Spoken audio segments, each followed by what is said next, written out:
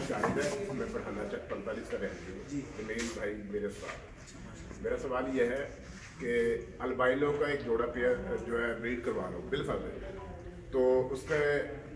जिस दिन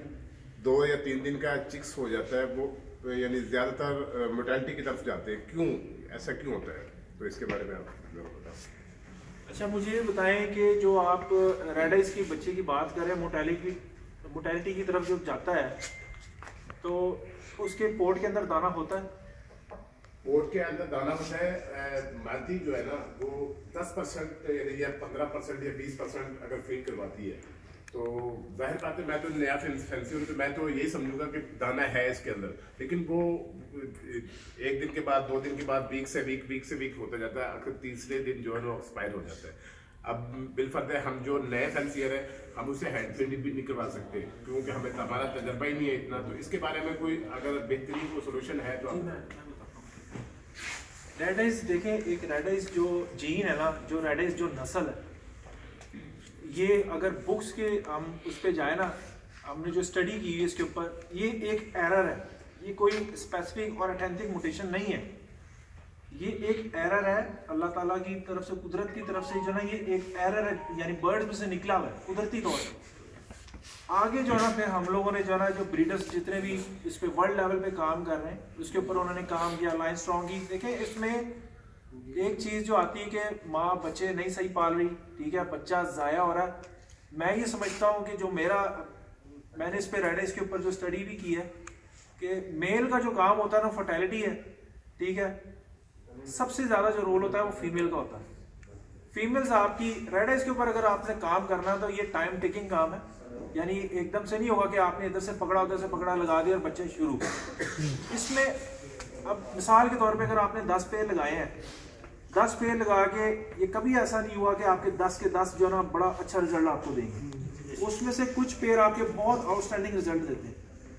उसमें से जो बर्ड होंगे ना, क्योंकि देखिए ये सिलेक्शन आपको करनी पड़ती। मैंने आपको जब पहले अपना तारुफ करवाया तो मैंने यही कहा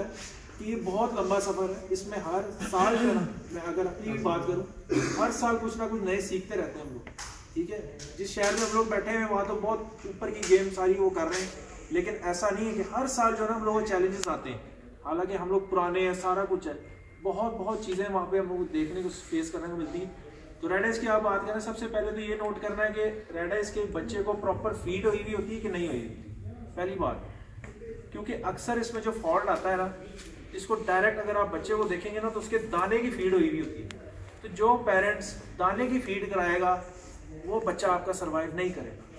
ठीक है। लिक्विड फॉर्म में अगर फीड होती है, अब मैं इसकी भी मिसाल देता हूँ आपको। जब इंसानों में, हम लोगों में जब बच्चा पैदा होता है तो डॉक्टर ये नहीं कहता कि यार इसको आप दलिया खिलाओ, इसको आप ये करो। प्रॉपर जो है ना एक दूध उसने वो रखा हुआ है कि आपने फर्स्ट स्टेज में इतना, यानी इस नंबर का दूध देना है, 6 महीने के बाद आपने ये इसको इस तरह लेके चलना है। तो इसी तरह इसमें अब हम लोग क्या कर रहे होते हैं कि जब बच्चा रेड आइज का निकला, इन चीज़ों से बचने के लिए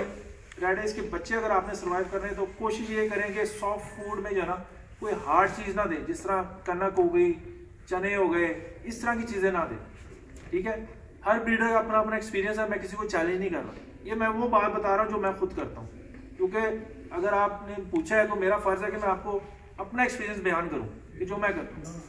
आपने जो है ना जब भी आपके पास रेड आइज बच्चे निकले, कोशिश ये करें कि उसको लाइट ग़िज़ा दें। लाइट ग़िज़ा से मुराद ये है कि अंडा और रस। अब मुझे नहीं पता कि आप क्या यूज़ करते हैं, नॉर्मली जो है ना शौकीन जितने भी ब्रीडर हैं वो कोई अंडा WD यूज़ कर रहा है, कोई एग फूड यूज़ कर रहा है, लेकिन मैं आपको अपना बता रहा हूँ कि मैं अंडा और रस जो ना वो उसका फूड बना के मैं उसको देता हूँ, उसमें और बाकी कोई चीज़ नहीं होती। क्योंकि जब 2-3 दिन का बच्चा होता है ना तो उसका जो डाइजेस्टिव सिस्टम है ना, जो यानी उसका हाजमा है वो वीक होता है, जिसकी वजह से जब माँ फीड करवाती है तो समटाइम ऐसा होता है कि बच्चे के अंदर जो है ना वो दाना रुक जाता है, वो यूरिन से पास आउट नहीं होता, जिसकी वजह से वो ब्लॉकेज की वजह से जो है बच्चा सूखता चला जाता है, या एट द एंड जो है ना वो आखिरकार वो ज़ाया हो जाता है। तो उसको हफ्ता 10 दिन जो है ना आपने ये फूड रखना है, उसके बाद जो है ना फिर आहिस्ता आहिस्ता जो भी आपने उसमें ऐड करनी है, जिस तरह गंदम हो गई, वो सारी चीज़ें आप ऐड करके आप कर सकते हैं। सर जब ये 2 या 3 दिन का बच्चा है, जब तक तो जो एग फूड हम दे रहे हैं उसके एग फूड के दौरान हम दाना निकाल देंगे या दाना भी दाना पड़ा नहीं दाना अगर वो हो सकता है बाज़ औक़ात ऐसा क्लियर होते ना कि वो एग फूड नहीं खाते यानी या शुरू से नहीं खाते या वो उसकी तरफ नहीं जाते फिर भी वो यानी दाना खा के देखिए जो आपके बर्ड दाना नहीं खाते उसको आपको लगाना पड़ेगा, ठीक है। ये चीज़ें जो है ना आपको उसको ऊपर इस तरह स्ट्रगल करनी पड़ेगी कि जो बर्ड आपका दाना नहीं खा रहा तो उसको दाना निकाल लें, ठीक है। जब आपने जो चीज़ सर्व करनी हो ना यानी उसको देनी हो यानी एग फूड, तो आप वो एग फूड दें। जब उसको भूख लगेगी ना ऑटोमेटिकली, क्योंकि उसने बच्चों को फीड करानी है, उसके पास और कोई हल नहीं, उसने वो फीड खानी। इस तरह डे बाय डे जो है ना हर दिन जो है ना आप ये प्रैक्टिस करें, आपका बर्ड जो है ना इन चीज़ों पे लग जाता है। ये बात आपकी सही है कि जो है ना बहुत मुख्तलिफ ब्रीडर है, अब आदत नहीं डाली। अब हम लोग अपनी बात करें तो हम लोग डे फर्स्ट से यानी पहले दिन से जब बच्चा निकलता है उसको सारी चीज़ें पढ़ते हैं। इवन के जो लोग यानी सॉफ्ट फूड में डालते हैं ना ये दाल दाना, मैंने कई दफ़ा ऐसा भी किया है कि गीला दाना मैंने भिगोया होता है, मैं अंडा वगैरह नहीं डालता, क्रश भी करके डालते हैं।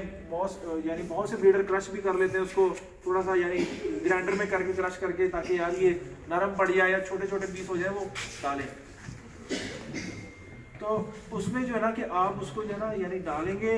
वैसे ही डाल देंगे तो वो खाने आदी हो जाएंगे बच्चे आपके, क्योंकि आप जब बच्चों को लगाते हैं ना तैयार करते हैं वो सारी चीज़ें खाते हैं। सर एक छोटा सा सवाल है, फीमेल में एग बाइंडिंग